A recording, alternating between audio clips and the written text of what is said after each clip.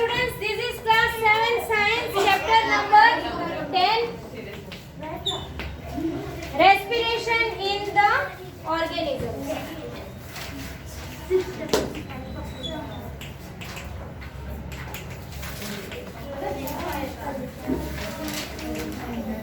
Okay, last time हमने part 1 किया था, इसका थोड़ा इंट्रोडक्शन किया था कि रेस्पिरेशन का मतलब क्या है, रेस्पिरेशन क्यों जरूरी है, राइट।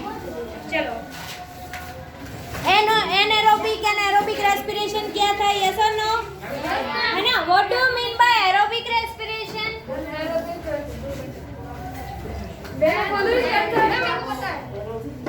हाँ बोलो।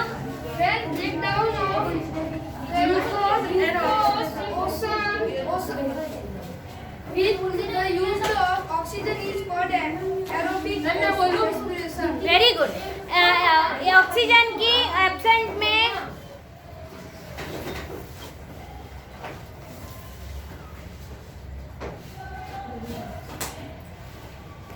ऑक्सीजन की एब्सेंस में जो रेस्पिरेशन होता है, राइट, जो ब्रेक डाउन ऑफ ग्लूकोज होता है उसको हम क्या बोलते हैं? यस। एंड जिसमें ऑक्सीजन का प्रेजेंस होता है उसको हम क्या बोलते हैं?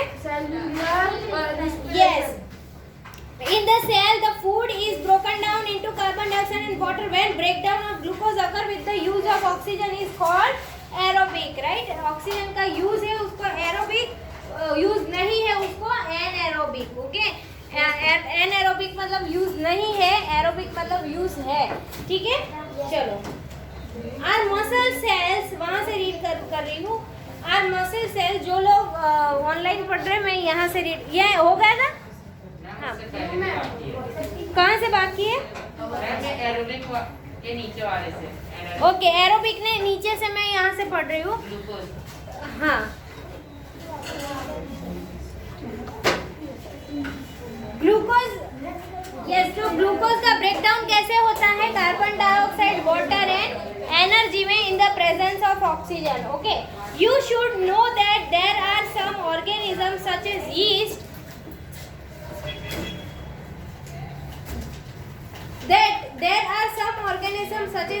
that can survive in the absence of air. बाहर जाना है, मुंह बंद करके बैठो ना। Absence of air, okay? They are called anaerobic, right? जैसे कि यीस्ट है और वो सब जो है वो उसमें ऑक्सीजन की जरूरत नहीं है, उसको हम बोलेंगे anaerobic. They get energy through anaerobic respiration in the absence of oxygen. Glucose break down into alcohol and carbon dioxide. As given below, glucose will break down in the absence of alcohol, carbon dioxide and energy. Okay, yeast are single cell organism. यहाँ पे है, ये objective में पूछते हैं कि yeast कैसा है? सिंगल सेल ऑर्गेनिज्म है। यीस्ट कैसा है? सिंगल सेल ऑर्गेनिज्म है। Okay, so yeast are the single cell organism. आपको ऑब्जेक्टिव में पूछेंगे कि यीस्ट कैसा है? सिंगल सेल ऑर्गेनिज्म है, राइट। एक ही सेल होता है ना, वो हमें पता है, राइट, जैसे कि अमीबा है। ओके, मल्टी सेल्युलर नहीं है। They respire anaerobically and during this process yield alcohol. They are therefore used to make wine and beer. Okay, और इस दौरान वो क्या ब्रेक डाउन करते हैं? अल्कोहल, इसीलिए उनको वाइन एंड बियर बनाने में यूज होता है। Our muscle cells can also respire anaerobically, but only for a short time. When there is a temporary deficiency of oxygen, right? हमारे मसल्स भी एनएरोबिकली काम कर सकते हैं शॉर्ट टाइम के लिए, बट हमारे मसल्स, हमारे सेल्स को ऑक्सीजन की ज़रूरत है, राइट। अगर प्रॉपर ऑक्सीजन नहीं बनेगा तो उस जगह पे डिसीज होना स्टार्ट हो जाएगी, राइट। जहाँ पे भी सेल्स तक ऑक्सीजन नहीं मिलेगा, राइट। ऑक्सीजन मिलने के लिए हमें रोज़ एक्सरसाइज करनी पड़ती है। कोई भी टाइप की एक्सरसाइज आप कर सकते हो, walking, running, cycling, playing, right, playing anything. Okay, वो उससे आपको क्या मिलेगा? ऑक्सीजन आपके सेल्स को मिलेगा, राइट। सो ऑक्सीजन हमारे सेल्स तक पहुंच पाए वो बहुत ही ज़रूरी है। दूसरा है water, right, water intake. Water intact आपको पानी थोड़ी थोड़ी देर में, क्योंकि पानी में क्या है? Hydrogen and oxygen, right, H2O, hydrogen and oxygen है। तो आपके वो पानी जब आप पियोगे तो आपके सारे सेल्स तक ऑक्सीजन पहुंचेंगे, राइट. तो our muscle cells can also repair anaerobically, but only for a short time. When there is a temporary deficiency of oxygen during heavy exercise, fast running, cycling, walking for many hours, or heavy weightlifting. Weightlifting is also an exercise, right? Weightlifting पता है ना क्या? Weightlifting. Yes. The demand for energy is high, but the supply of oxygen to produce the energy is limited. Right? Then the anaerobic respiration take place in the muscle cells to fulfill the demand of energy. Right? तो energy की demand fulfil करने के लिए anaerobic respiration हो रहा है हमारी body में. Have you ever wonder why you get muscle cramps after heavy exercise? आपके मसल्स क्यों दुखते हैं, राइट, हैवी एक्सरसाइज करने के टाइम पे? ऐसा आपने कभी देखा है? Have you ever wonder? तो the cramps occur when muscle cells respire anaerobically. The particle breakdown of glucose produce lactic acid and the accumulation of lactic. उसके नीचे अंडरलाइन कर लो. उसके अंदर के जो पार्टिकल है वो ब्रेक डाउन होके वो लैक्टिक एसिड बाहर निकलते हैं. And the accumulation of lactic acid cause muscle cramps, right. और लैक्टिक एसिड का ऐसी मतलब उसकी कमी की वजह से हमें हमारे मसल्स दुखते हैं, राइट. मतलब पेन होता है हमें, राइट, मसल्स में, और मसल्स भी वीक पड़ने लगते हैं. इसीलिए लैक्टिक एसिड को कोप अप करने के लिए हमें क्या पीना चाहिए? मिल्क, है ना. क्यों? क्योंकि मिल्क में क्या होता है? Lactic acid. हाँ, मिल्क में प्रोटीन, कैल्शियम वो सब मिलता है, बट उसके अंदर कौन सा होता है? Lactic acid, right. और इसीलिए हमारे मसल्स को मजबूत करने के लिए हमें दूध ज़्यादा पीना चाहिए, राइट, क्योंकि हम एक्सरसाइज करते हैं तो लैक्टिक एसिड यूज होता है. Okay. So the accumulation of lactic acid cause muscle cramps. We get relief from cramps after a hot water bath or a massage, right. ये cramps जो हमें होते हैं ना, मसल के क्रैम्प्स दुखता है, वो हम हॉट वाटर से नहाए या मसाज करें तो उससे हमें रिलीफ होता है. वो तो नॉर्मल चीज़ है. Can you guess why it is so? Hot water bath और massage improve circulation of blood. आपने ऐसा कभी सोचा है कि हॉट वाटर से नहाने से या मसाज करने से हमारी बॉडी में ब्लड सर्कुलेशन अच्छे से क्यों होता है, राइट. तो the supply of oxygen to the muscle cells increase. The increase in the supply of oxygen result in the complete breakdown of lactic acid into the carbon dioxide and water, right.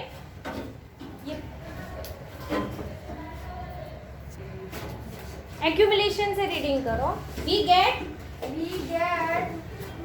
get relief from cramps after the hot water bath or a massage. Can you guess why it is so? Hot water bath or massage improve the circulation of blood. As a result. हाँ, तो हमने ऐसा कभी सोचा कि हम गर्म पानी से नहाएंगे या मसाज करेंगे तो हमारी बॉडी को रिलीफ क्यों होता है, राइट, रिलैक्स फील होता है ना. ऐसे अगर कोई दबा के दे तो, राइट. क्यों? क्योंकि सर्कुलेशन अच्छे से होता है ब्लड का, राइट. तो ब्लड का सर्कुलेशन उस टाइम पे गर्म पानी जब डालते हैं तो ब्लड का सर्कुलेशन अच्छे से होगा तो हमें रिलीफ मिलेगा, राइट. तो हर एक जगह पे ऑक्सीजन पहुंचेगा. बंद हो गया. हाँ,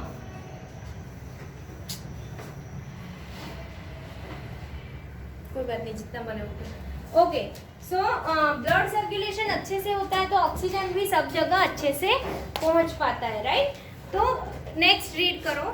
The supply of oxygen to the muscle cell increases. The increase in the supply of oxygen results in the complete breakdown of lactic acid into carbon dioxide and water. Yes, very good. बैठ जाओ. Next is breathing. आप read करो. Breathing. Close your nostrils and mouth tightly and look at a watch. What did you feel after some time? How long were you able to keep both them closed?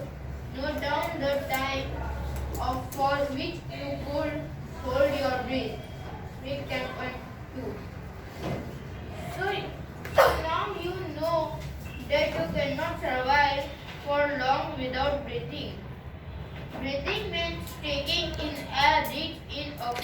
and giving out air rich in carbon dioxide with the help of respiratory organs.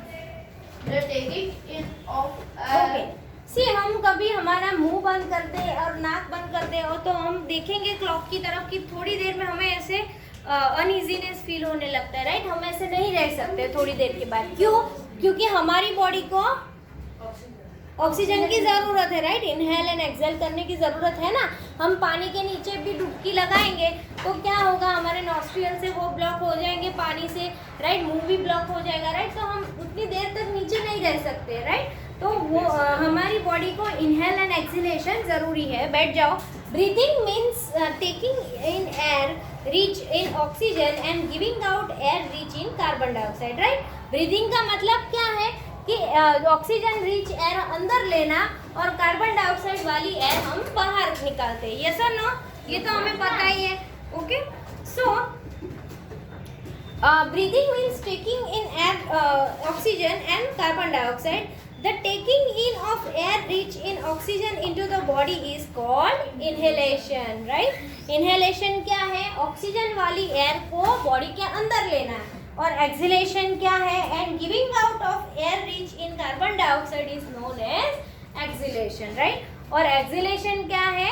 Carbon dioxide वाली air बाहर निकालना, right? Inhalation and exhalation अपनी notebook में लिखो। Inhalation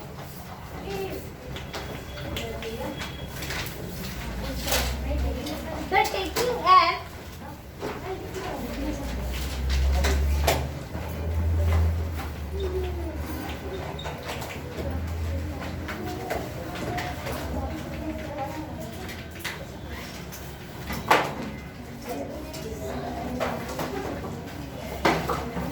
oxygen into the body is called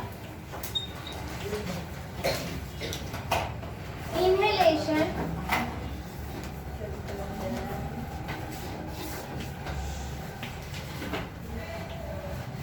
Exhalation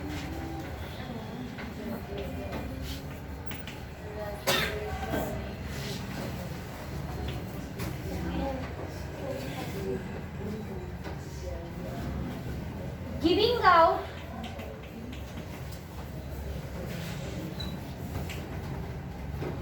of air rich in carbon dioxide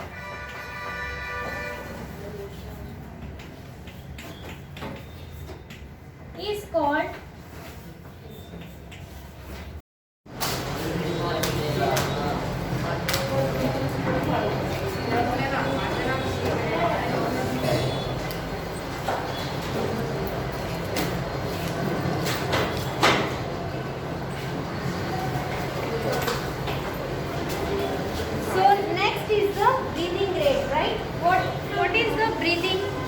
तो हम लोग जो इनहेल एंड एक्सेल करते हैं, राइट? इनहेल में हम क्या लेते हैं? ऑक्सीजन। एंड एक्सेल में हम कार्बन डाइऑक्साइड रिच एयर बाहर निकालते हैं। Okay, and on all the times through out the life of the organism. Okay, और ये जितने भी लिविंग ऑर्गेनिजम्स हैं उनकी थ्रू आउट लाइफ तक ये चलता है।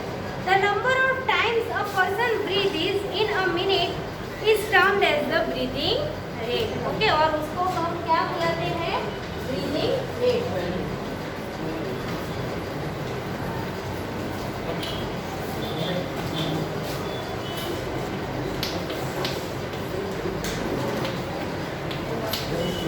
The number of times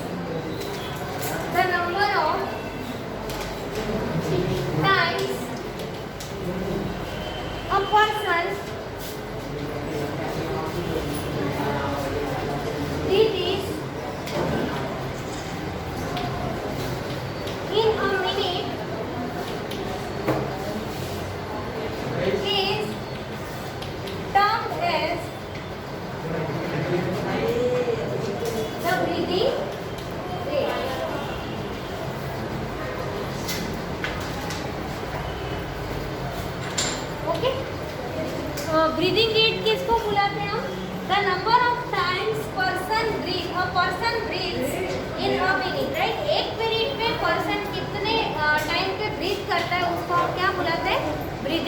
okay. जैसे हमें पता है कि छोटे बच्चे का ब्रीदिंग रेट बहुत ज़्यादा होता है, राइट, क्योंकि उनमें बोन्स है, जो ऑर्गन्स है वो उतने डेवलप नहीं होते हैं, राइट, बट जो बड़े हैं उनमें ब्रीदिंग रेट कम होता है, ओके।